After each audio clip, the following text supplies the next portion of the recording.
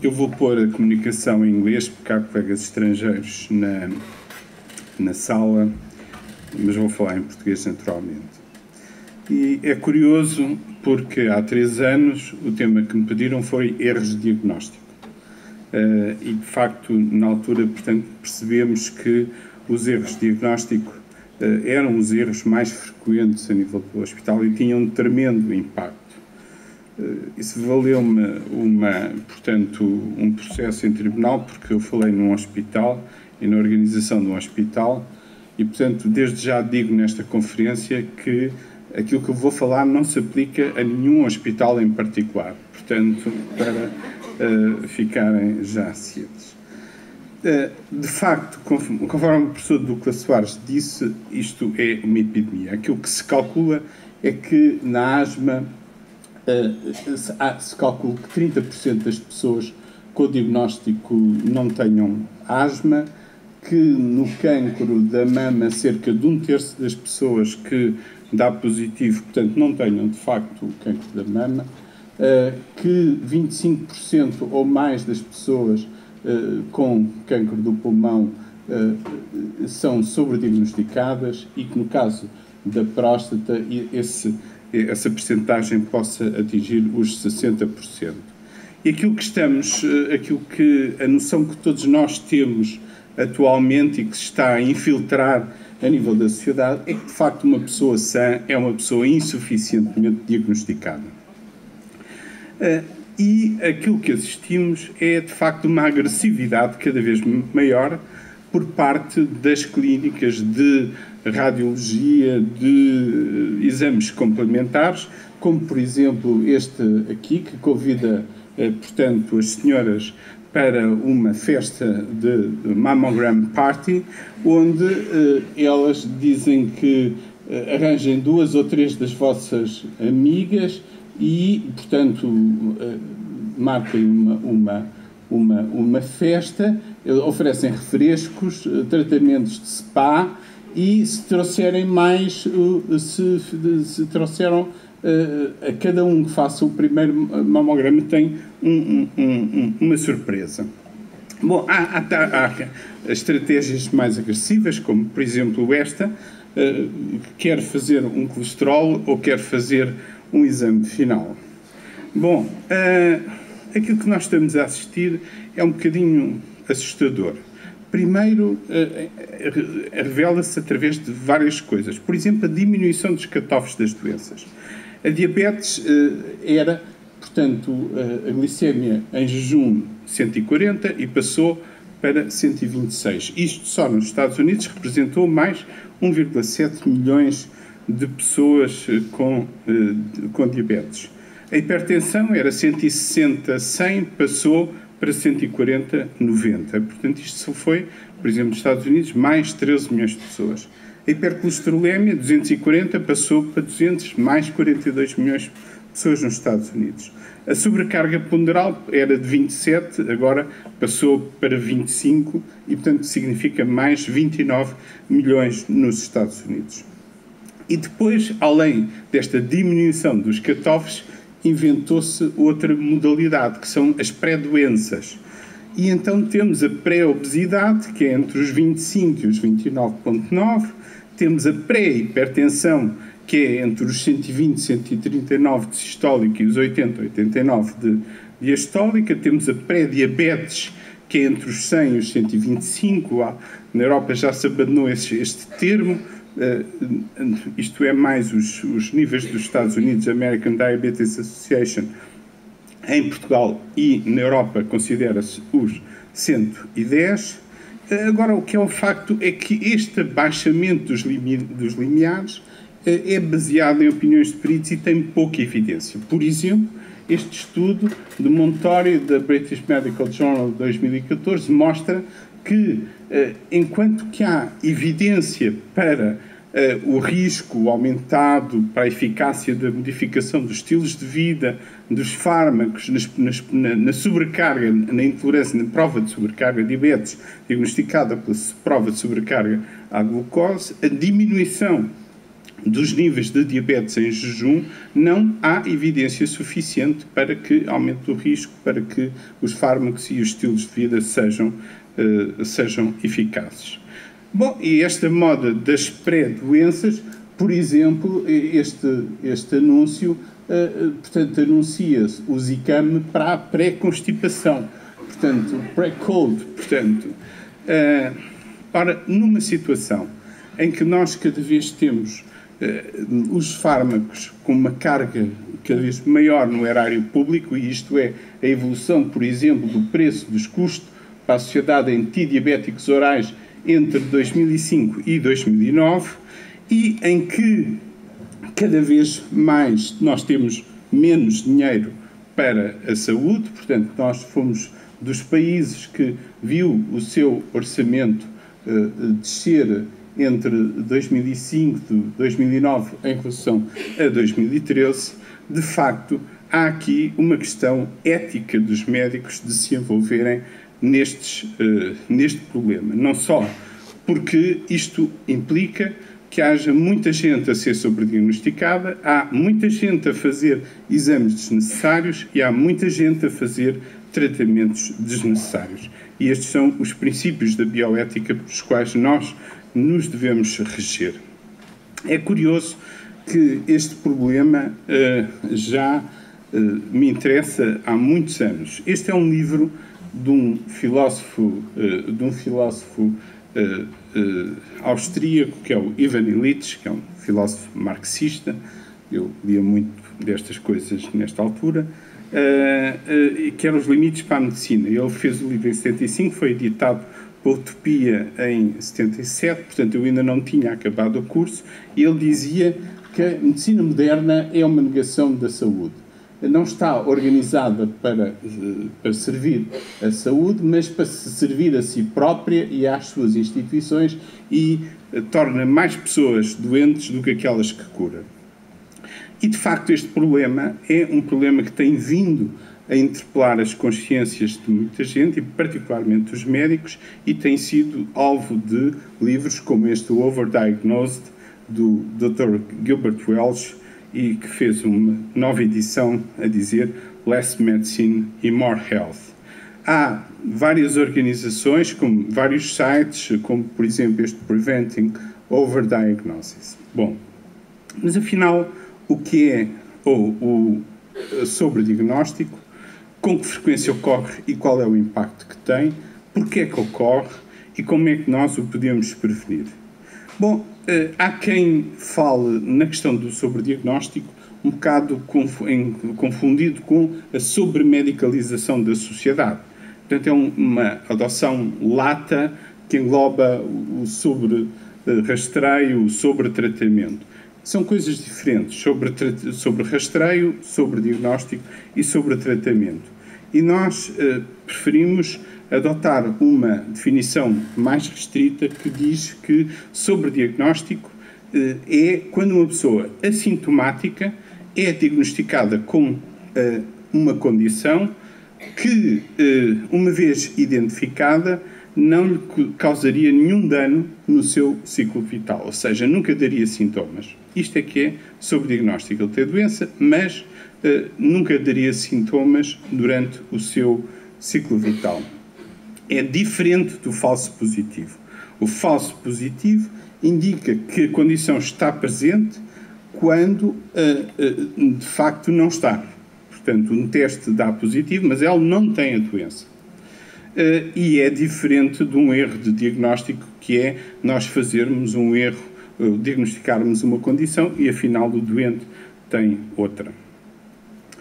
Com que frequência e qual é o impacto dos sobrediagnósticos? Bom, aqui há questões éticas que nos temos que pôr. Primeiro, que tipos de benefício ou de danos são importantes, quão diferentes são em relação a pessoas, como é que devem ser ponderadas em relação a cada pessoa, devem ser medidas em termos individuais ou a nível da sociedade, quem deve julgar os benefícios e os danos que de facto são importantes para as pessoas.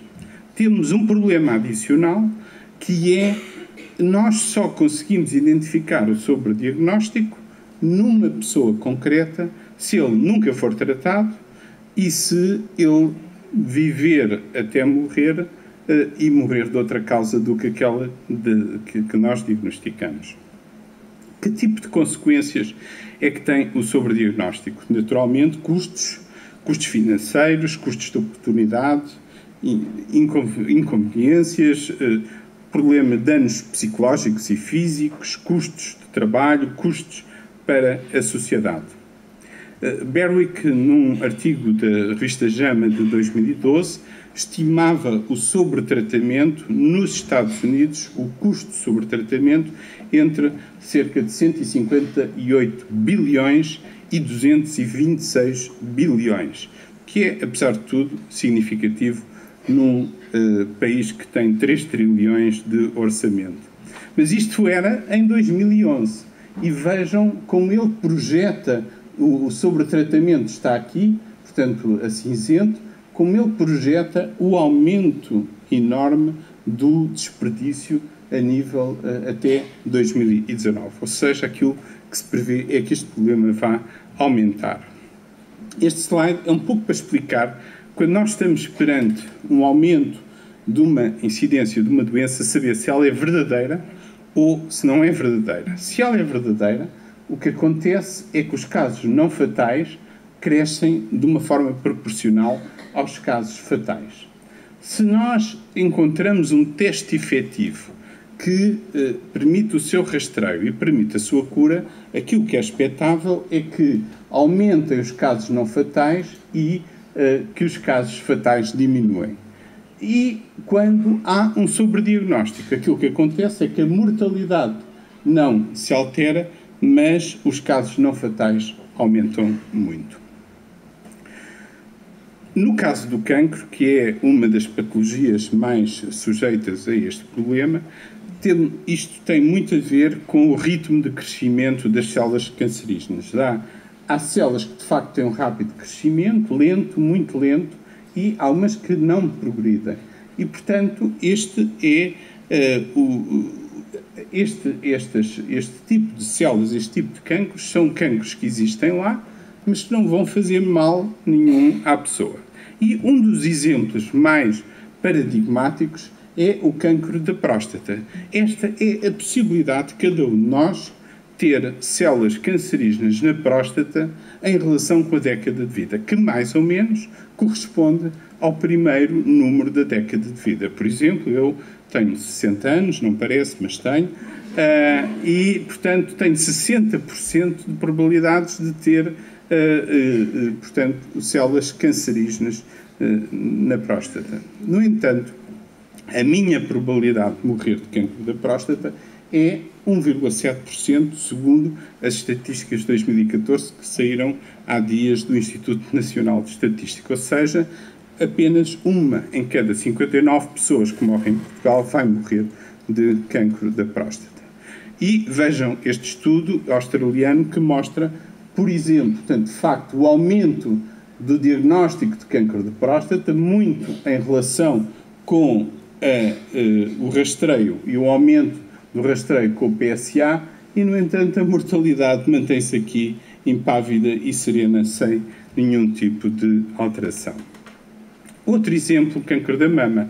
Nós, de facto, fazemos muito rastreio de cancro da mama. Fazemos mais rastreio de cancro da mama do que a média de todos os países da OCDE.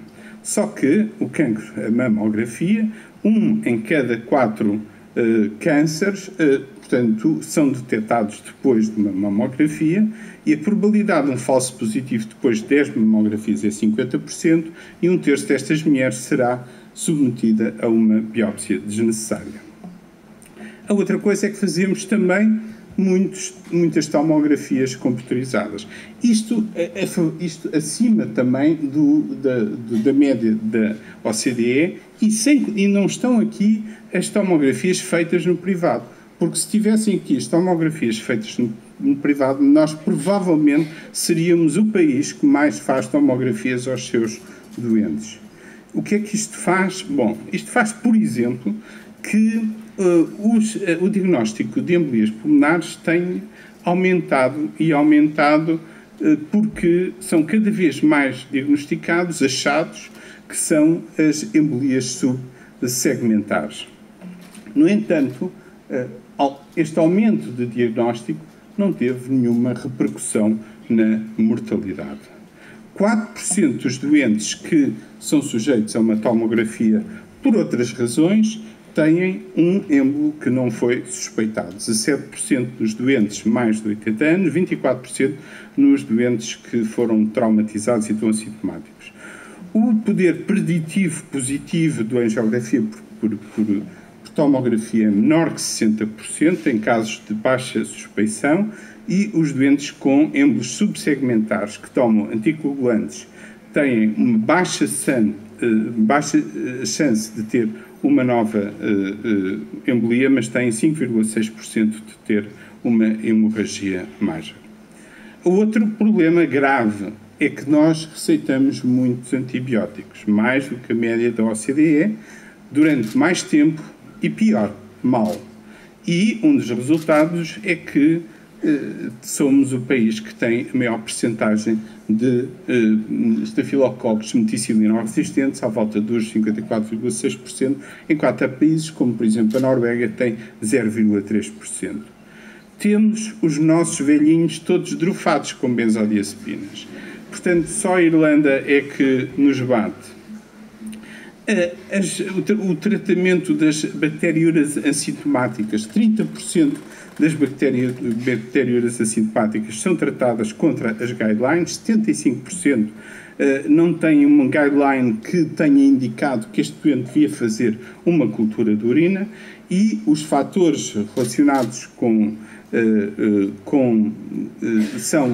o doente é ser mulher, ter idade avançada, ter piúria, hematúria, nítritos positivos, na análise de urina, e os fatores relacionados com o médico, é a falta de conhecimento, uma má percepção das implicações clínicas da bacteriúria.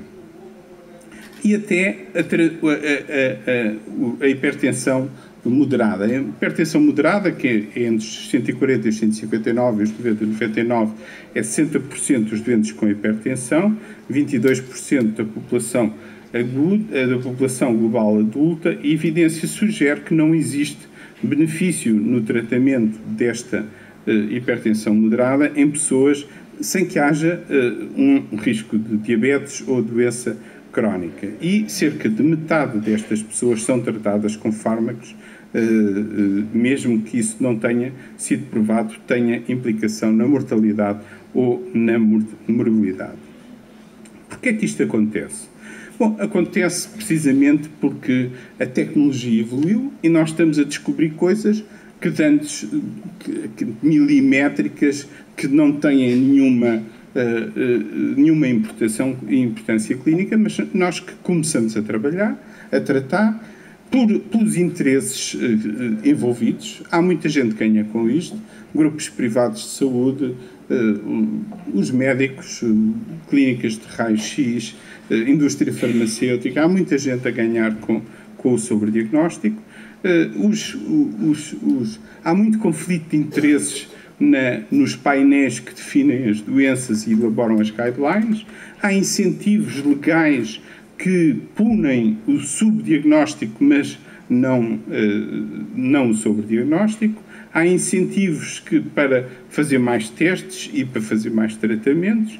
Veja-se a ADSE, por exemplo, portanto, como é que muitos grupos vivem à custa da ADSE. E há esta crença cultural de que mais é melhor e, portanto, é bom prevenir, portanto, detectar no início para prevenir os riscos. Este é um exemplo do cancro da tiroide. Veja-se como, portanto, a introdução da ultrassonografia, da aspiração guiada por ecografia foi aumentando a incidência do cancro da tiroide e, no entanto, a mortalidade mantém-se impávida e serena. E, claro, dentro dos interesses, os médicos. Os americanos têm um aforismo que diz: escolhe o especialista e escolherás a doença. E, portanto, Estes laboratórios, por exemplo, oferecem portanto, um MRI para, portanto, prevenir as dores de cabeça. Portanto, e este previne, portanto, também oferece uma ressonância preventiva, portanto, ou seja, já são publicitadas ressonâncias preventivas para prevenir qualquer coisa, não é? O que é que nós, de facto, podemos fazer para prevenir esta epidemia do sobrediagnóstico? Em princípio, uma mudança cultural. É que nós tendemos, de facto, a exagerar ou a enfatizar os benefícios e a ignorar ou a minimizar os danos potenciais.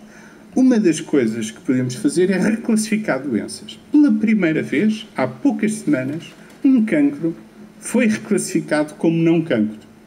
Portanto, passou-se com o cancro da tireoide. É um artigo que foi publicado em abril de 2016, veio publicitado nos jornais e, portanto, este tipo de carcinoma da tireoide papilar, afinal, foi dito, não, isto não é um cancro, não mata como um cancro, e foi reclassificado. A outra coisa é termos comitês mais transparentes, com conflitos de interesses transparentes, quer na definição de doenças, quer na elaboração dos guidelines. É muito difícil qualquer um de nós estar livre de ter recebido algum dinheiro de um laboratório ou de ter feito uma conferência ou participou num advisory board. A forma é ter pessoas de diversas especialidades, ter pessoas de diversas profissões, ter especialistas de guidelines a rever a evidência e não fazer como nós temos feito em Portugal até agora, que é entregar as guidelines apenas a um tipo de especialistas. Naturalmente, envolver o público. E o público está cada vez mais atento a isto. E, por exemplo, portanto, esta organização já portanto, faz publicidade contra o PSA e a favor do dedo no rabo. A outra coisa é a forma como nós apresentamos o risco e falamos do risco aos nossos doentes. Vejam, por exemplo, este exemplo. Se nós temos uma mortalidade num grupo de 1% e a mortalidade no grupo controle de 4%, a redução do risco relativo é de 75%. Se a gente diz, você tem uma redução de risco de 75%, é evidente que o doente adere logo àquilo. Se a gente disser que a redução do risco absoluto é apenas 3%, já é outra coisa. Se a gente disser que o número de doentes que é preciso tratar para aquilo que ter algum benefício é 33, é outra maneira de apresentar. E cada vez mais há softwares online, booklets, etc., que são distribuídos aos doentes e que desta forma simples, que é apresentar um universo e dizer que, por exemplo, 412 mulheres que tiveram em 1000 mulheres que foram scanados durante 20 anos, 412 têm um falso positivo e destas 67 faz uma biópsia e 345 faz outros testes, mas não biópsia. Portanto, é uma forma mais direta e mais compreensível para os doentes de perceber. Depois, naturalmente, ajustar aspectos estruturais e incentivos, dar mais educação particularmente aos médicos sobre este tópico e mais pesquisa sobre o overdiagnosis. Há um movimento que nasceu nos Estados Unidos com este artigo de Howard Broadus do New England, que é o Top 5, que é cada sociedade escolher 5 áreas onde há mais sobrediagnóstico, sobre rastreio, etc. Isto tem disseminou muito nos Estados Unidos, está a disseminar na Europa e nós, Sociedade Portuguesa de Medicina Interna, queremos nos envolver nisto, porque isto dá uma imagem, de facto, uma grande preocupação que nós estamos a ter com este problema. E este era, portanto, do American College of Physicians, em que eles dizem, por exemplo, não fazer uma prova de esforço em indivíduos que estão assintomáticos e que têm baixo risco de doença coronária, não fazer exames de imagiologia em doentes que têm uma lombalgia inespecífica, na avaliação da síncope e com pessoas com um exame neurológico normal não fazer um CT scan, etc. Bom, em conclusão, o sobrediagnóstico é de facto um problema de saúde com enorme impacto em termos de custos físicos e psicológicos para os nossos doentes. As mudanças tecnológicas, os avanços tecnológicos e que detectam cada vez mais pequenas anomalias e os interesses comerciais dos grupos, dos profissionais, são dois dos maiores drivers do sobrediagnóstico, e a prevenção do sobrediagnóstico implica uma mudança cultural, uma adequada percepção dos riscos, uma redução dos conflitos de interesse na elaboração de guidelines e na definição de doenças, mais educação e maior envolvimento dos doentes nas tomadas de decisão sobre tratamentos e sobre testes. E como é habitual, portanto, acabar sempre com uma citação de William Osler, eu também não quero ser diferente. Ele dizia: "The person who takes medicine must recover twice, once from the disease and once from the medicine." Muito obrigado.